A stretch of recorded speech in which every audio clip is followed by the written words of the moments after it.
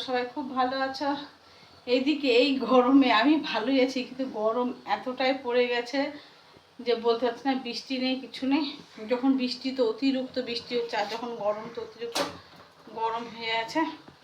চা করলাম, একবার চা খাওয়া হয়ে গেছে, সকালবেলা লিকার চা খেয়েছি। আর এখন বাজে সকাল 9:30। 9:30টার মধ্যে ভাত বসিয়ে দিয়েছি।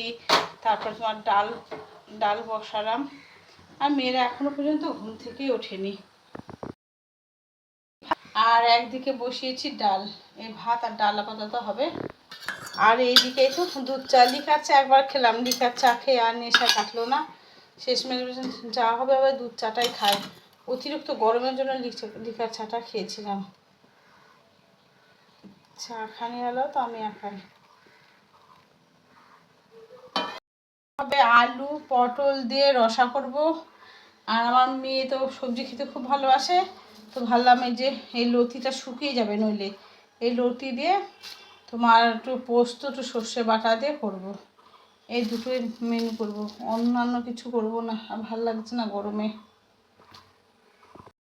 এইদিকে তো তোমার আজকে বালুঘাট যাব মেয়েকে নিয়ে। মেয়ের ব্লাউজ আছে, সেগুলো বানাবে, তার জন্য। আর তেমন কোনো কাজ করতে পারছি না, এত গরমে একটু হাওয়া বাতাস না হলে হয়। আর অতিরিক্ত গরম পড়লে আমি কাজকর্ম করতে পারি না।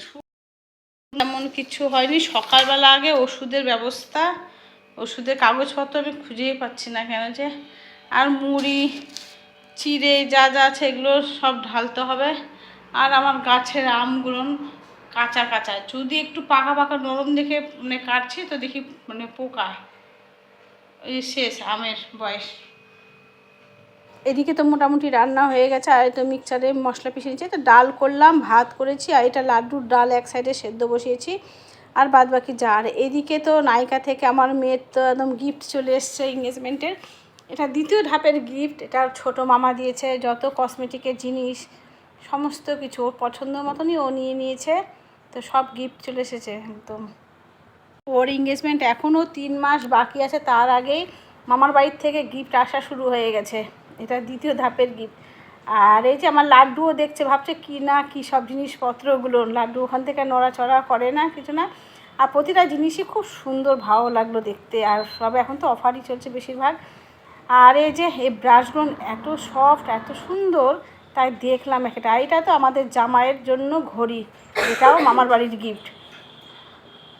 দুপুর পুরো 2টো বাজে। আর 2টোর সময় ভর দুপুরের বেলায় বেরোচ্ছি মেয়ে আর আমি।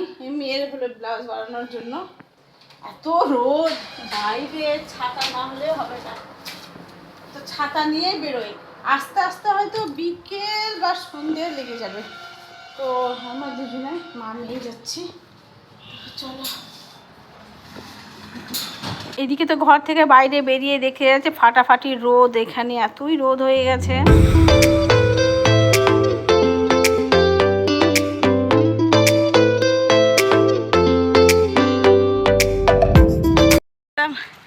এই রোদের মধ্যে দুজনে, এই সামনেই আমার ননদের বাড়ি, একদম কয়েকটা বাড়ির পাশেই।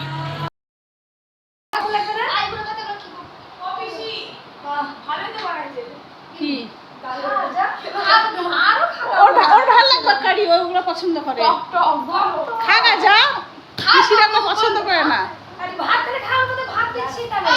এইদিকে তো আমার ননদের বাড়িও বিয়ে, তো ওই ভাগ্নির সব বিয়ের শাড়িটা মানে দেখতে লাগছে এক কালারটা খুব সুন্দর। আর এই যে হলুদ শাড়িটা, প্রতিটা জিনিস হলো খুবই সুন্দর সুন্দর। কিন্তু এই শাড়িটা খুলে দেখালাম না কেন, এই তো গোছাতে হবে তার জন্য। আর যা যা জিনিসপত্র আছে সবই বের করে দেখালো। প্রতিটা জিনিসই খুবই সুন্দর হয়েছে। আর ননদের বাড়িতে আর বৃষ্টিও শুরু হয়ে গেছে, এই যে দেখো এতটাই গরম এখানে। আমাদের পুচকি আবার মানি প্ল্যান্টের গাছ লাগিয়েছে। ওকে মাখাই দিতে হয় এখনো। তোর মায়ের কিন্তু ঘরের এটা চেঞ্জ করেছিস রং? বাপরে, এটা কত করে নিল? 3 টাকা।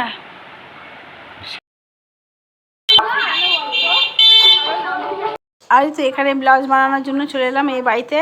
আর আমার ননদের মেয়েরা সব এখানে করে, এটা ওদের বাড়ির পাশেই একেবারে। তো এইখানে দিয়ে দিলাম, একটু আগে দিলাম কারণ পুজোর পরে চাপ পড়ে যায় তো বানানোর খুব মুশকিল হয়, তার জন্য আগের থেকে একটু ডিজাইন নিয়ে তার জন্য আগের থেকে দেওয়া হলো। আর দেখো এই গাছে ছোট্ট একটু গাছ আর পেয়ারা কত হয়েছে, এরকম কিন্তু আমাদের ছাদেও ছিল, কিন্তু গাছটা এখন নষ্ট হয়ে গেছে। তাই তো এতে এখন বেরিয়ে যাচ্ছে, গিয়ে এখন শপিং করবে টুকিটাকি যা মেয়ের কসমেটিক। যতদিন না এঙ্গেজমেন্ট হচ্ছে ততদিন কিন্তু একটার পর একটা জিনিস লাগাই থাকবে।